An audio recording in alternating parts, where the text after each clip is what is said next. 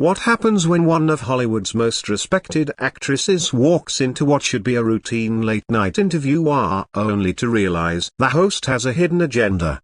Tonight, we're diving into the explosive confrontation between Angelina Jolie and Jimmy Fallon. A moment that stunned audiences, rattled producers, and turned a typical celebrity appearance into a full-blown reckoning. This isn't just a case of an interview gone wrong. This is a masterclass in how quickly the power dynamic can shift when someone refuses to play by the rules.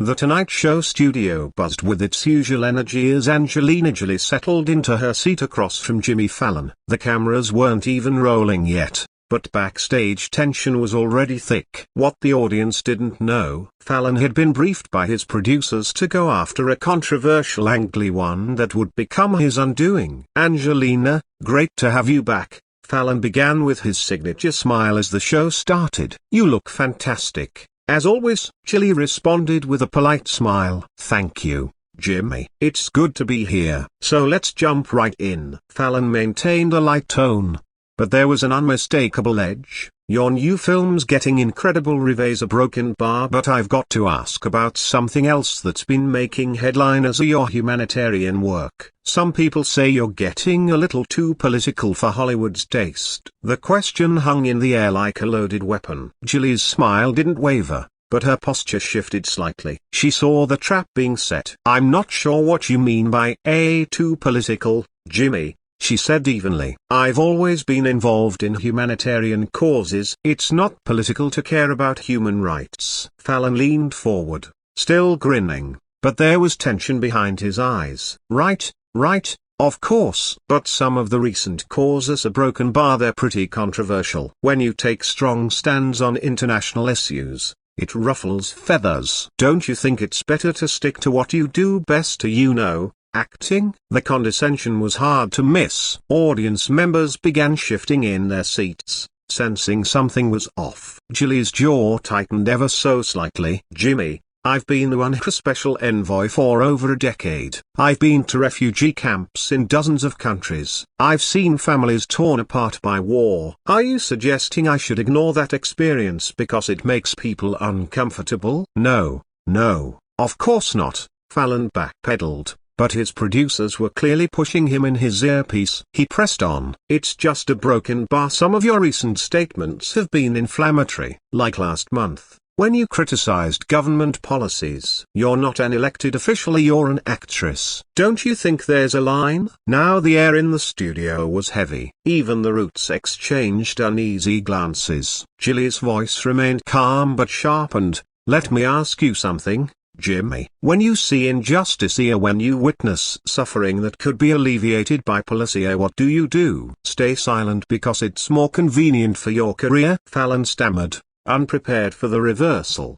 "Because that's what you're asking me to do," Jolie continued. "You want me to pretend that what I've seen doesn't matter. You want me to be decorative, not substantive." Fallon's smile faltered. "I'm just saying a broken bar. People come here to unwind. They don't want heavy political conversations." "Oh, but last week you had a comedian making jokes about homelessness. The month before, you mocked people's accents. That wasn't too heavy?" Her voice was like a scalpel now. "But my work with refugees, that's too much for your audience?" The contradiction landed hard. Fallon looked stunned. "That's not what I meant," he said weakly. "Then what did you mean?" Jolie asked. "Because it sounds like you're saying it's fine to make fun of the vulnerable, but it's a problem to talk about the systems that create that vulnerability."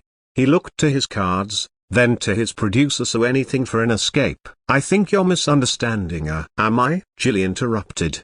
"Because what I'm hearing is that you believe women, especially women in entertainment, should stay pretty and agreeable instead of using their voice. Is that accurate?" It hit like a thunderclap. No, and nobody's saying that," Fallon protested. "Really? Because you told me to stick to acting. You said I shouldn't talk about human rights. So tell me, Jimmy, when George Clooney talks about Sudan, or Leonardo DiCaprio talks climate change, or Mark Ruffalo speaks on political issues, so do you tell them to stay in their lane?" Fallon struggled to respond. "That's a broken bar. Different." "How?" Jolie asked. "Because they're men. Because when they speak, they're taken seriously, but when I do it, it's too political. The silence was deafening. Fallon scrambled for a pivot. Let's talk about your new movie. No, Jimmy. Julie cut him off. You brought this up. You questioned my right to speak about issues I've worked on for years. You don't get to shift gears now. He was stuck. His smile gone. His voice small. I'm just trying to keep things light. A broken bar. Fun for who? Julie asked sharply. For you? For the audience to watch you diminish my work? Or is it the kind of fun where punching down is acceptable, but punching up is too uncomfortable? The blow landed hard. Fallon's face drained of color. That's not fair, he mumbled. No, Julie fired back. I've seen your show. I've seen the jokes about mental health, about homelessness. But my worker, that's where the line gets drawn. She wasn't letting go. You said I should stick to acting. That I crossed a line. So tell me, where is that line for male actors? Why do they get praised for advocacy, and I get told to be quiet? Fallon was visibly sweating now. You're twisting my words, he said. I'm repeating them, Julie corrected. And either you stand by them or you admit you were wrong. Fallon looked cornered. Maybe I phrased things poorly. A broken bar. Maybe you did,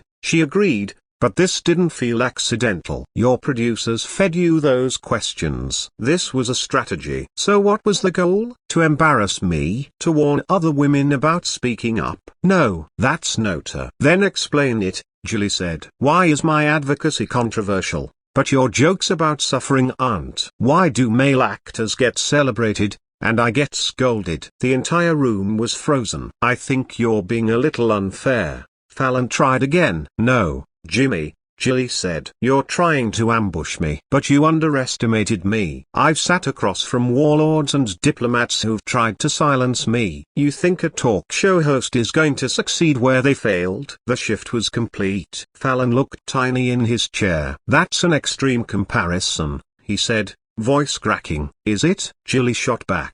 Because the tactic is the same. Undermine credibility. Question someone's right to speak. Try to make them feel out of place. The setting's different, the stakes, too, but the method, remarkably similar. Fallon laughed nervously. Come on, we're just talking a number. You're trying to silence someone inconvenient, Julie said, calm and devastating. But when you've held dying children in your arms, a talk show host trying to embarrass you doesn't register. The audience was silent. Crew members had stopped moving. Fallon looked to his producer. So useless. Maybe we should take a break. A broken bar. Why? Julie asked.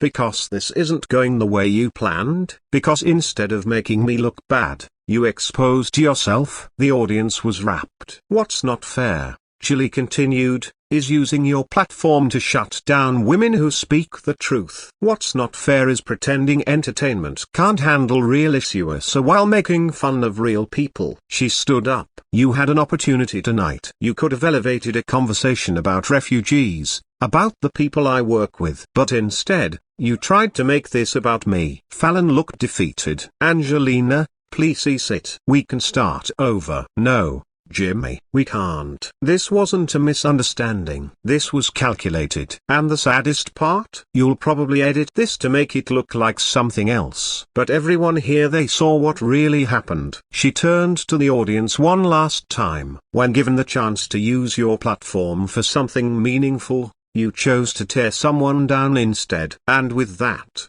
she walked off stage, leaving behind a host who'd just been publicly dismantled, and a studio full of people who knew they'd witnessed something unforgettable. So broken bar, what do you think? Was Julie right to stand her ground and walk out? Drop your thoughts in the comments, and don't forget to subscribe for more moments that pull back the curtain on Hollywood.